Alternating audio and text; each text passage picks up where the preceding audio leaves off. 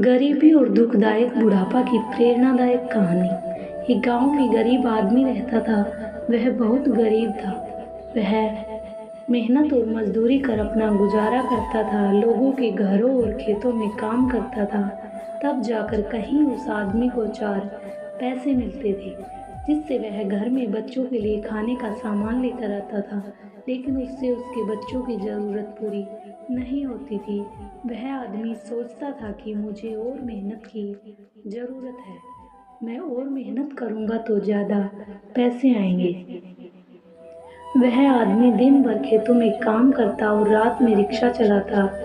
उससे जो पैसे आते वह घर खर्च के लिए दे देता। उन पैसों से बस दाल रोटी का काम चलता। बच्चों की ज़रूरत पूरी नहीं होती थी। उस गरीब आदमी के घर में 4 बेटियां थीं। वह यही सोचता रहता था कि बेटियों को पढ़ाना लिखाना है, और सबसे ज़्यादा उसको उनकी बेटियों की शादी की चिंता रहती थी।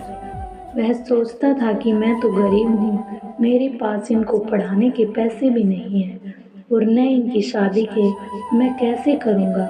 हे भगवान, ये गरीबी बहुत बुरी है। मैं अपनी बेटियों को पढ़ाना चाहता हूँ, लेकिन मेरे पास पैसे नहीं हैं। मैं कैसे करूँ। एक दिन वह गरीब आदमी खेतों में काम कर घर लौट रहा था। आते आते उसके मन में एक ख्याल आया कि क्यों न मैं अपनी 4 बेटियों को एक अनाथ आश्रम में छोड़ दूं। मैंने सुना है आश्रम में अमीर आदमी बच्चों को गोद लेने के लिए आते हैं। मेरी बेटियों को अच्छा जीवन मिलेगा। वह पेट भर भोजन खाएंगे, पढ़ने के लिए स्कूल जाएंगे, अच्छे अच्छे कपड़े पहनने के लिए मिलेंगे, और खेलने के लिए खिलौने भी मिलेंगे। मेरी बेटियों का जीवन सुधर जाएगा। वह पढ़ लिख कर अपने पैरों पर खड़ी हो जाएंगी। वह बड़ी बड़ी गाड़ियों में घूमेंगे।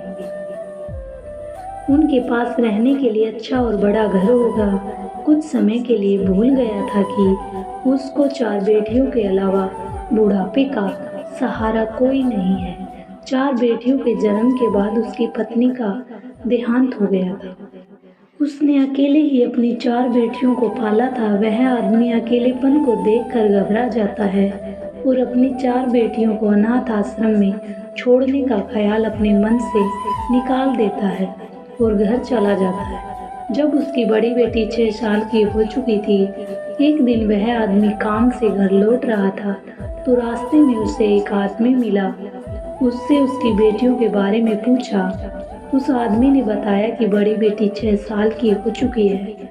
मैं उसे पढ़ाना चाहता हूँ, लेकिन मेरे पास उसे पढ़ाने के लिए पैसे नहीं हैं। मैं क्या करूँगा।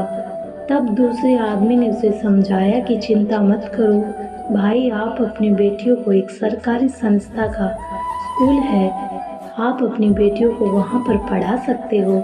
वहाँ पर सब कुछ मुफ्त में मिलता है। सरकारी स्कूल में वर्दी, किताबें, खाना और उसके साथ वजीफा भी मिलता है। सभी लड़कियों की शिक्षा सरकार ने मुफ्त की है। वह आदमी ऐसा ही करता है जैसा कि उस आदमी ने उसे करने के लिए बोला था।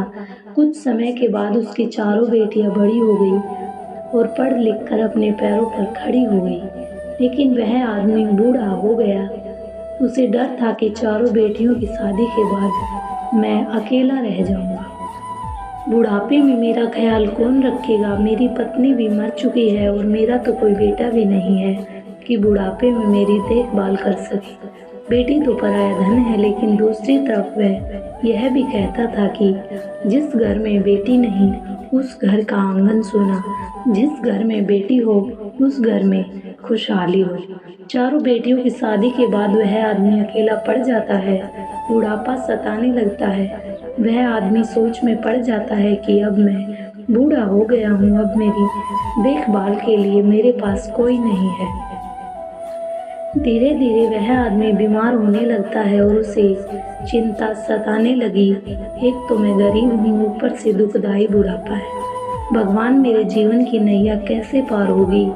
वह मन ही मन भगवान को याद करता है और कुछ गुनगुनाता है। मैं क्या लाया था और क्या ले जाऊंगा। खाली हाथ आया था और खाली हाथ जाऊंगा।